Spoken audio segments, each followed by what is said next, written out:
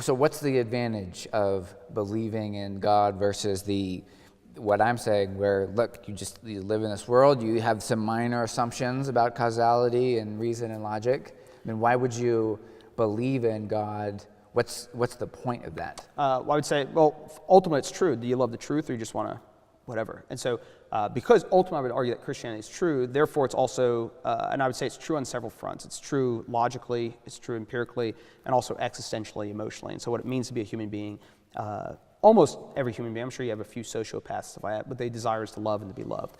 And that's not an empirical thing. Those desires are not, I guess we could just chalk them up to chemical processes and stuff like that. But I think what it means to be a human being, Christianity is fulfilling logically, existentially, and also I would say practically, because it comes to the ethical standpoint of life. So I would want to point back and say, what's the ultimate? Well, you love the truth, and the truth, I think, has practical outworkings, what it means to be a human being, how we live in the world, how we glorify God, how we serve God, how we love and serve one another. I think all those things are intertwined. And so, but within that, I also understand to the person who just says, well, I just want to live my life contrary to God. Well, I want to come back to, I think, what we talked about before. You're talking about there's the pursuit of truth, pursuit of morality, ethics, and it's part of believing in God. You appeal to this supreme being in order to get there.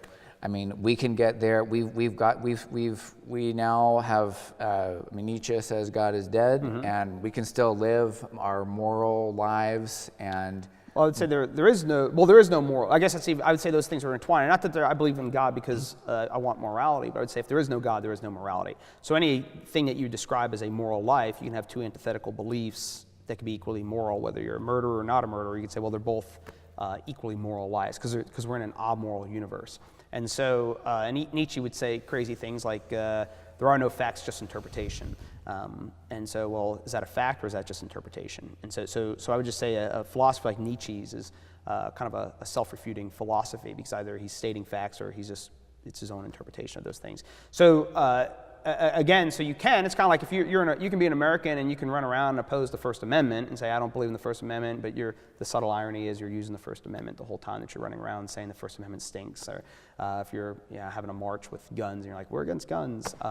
So you can oppose God all day long with your words, but God's the one who's giving you words. You can oppose them with your eyes and your senses of the world around you, but God's the one who's giving you those things. And so you're functioning in his world as his creature.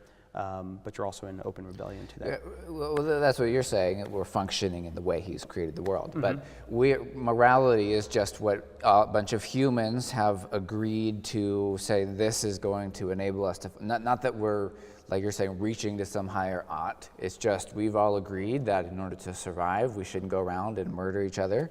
So we say we shouldn't do that. I guess we say we shouldn't do that, but the 20th century had 256 million dead people. Through various regimes. The United States has been in a war every year since its inception. I think Chicago was rallying behind a bunch of murders. So we say that, but as people who still murder, kill, and everything else, I would say there's maybe a general consensus that we shouldn't murder, but people still murder.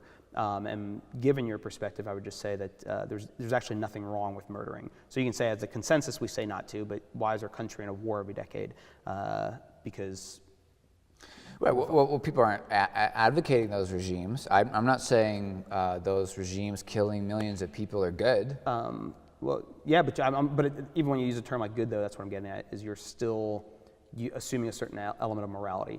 So even when you use good and evil, you're still assuming standards and norms that you're just saying is all interpretation or just a survival thing. So that's what I'm getting at. If you're eradicating everybody, you can equally call that good as if you're not eradicating everybody. There's no reason to make a distinction. No, it's not good because everybody says it's not good.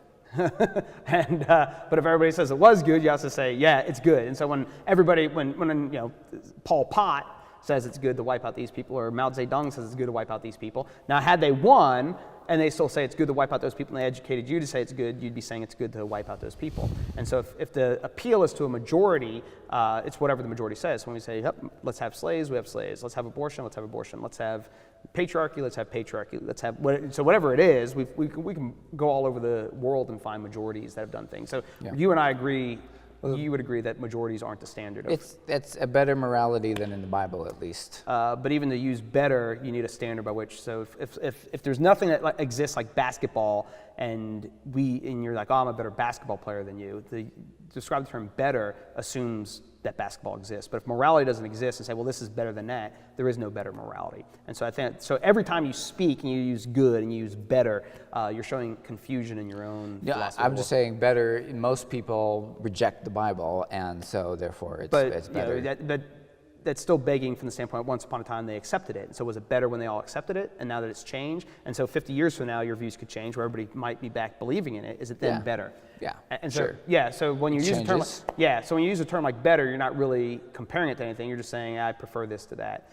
And so the better isn't really a meaningful term. You're just using a preferential term. Right. You're giving me an autobiography, is what you're saying. What you're giving me is autobiography. You're not telling me what's actually true or anything like that. You're saying, here's what I prefer. And so, pistachio walnut's better than mint chocolate chip is all you're saying. And we don't like the Bible. We don't like Christianity. And so, so it's amen. worse. And I agree with you that you don't like those things, but that's not really what the issue is. The issue is what's true, and whether or not you like it is a different issue than whether or not you think it's true.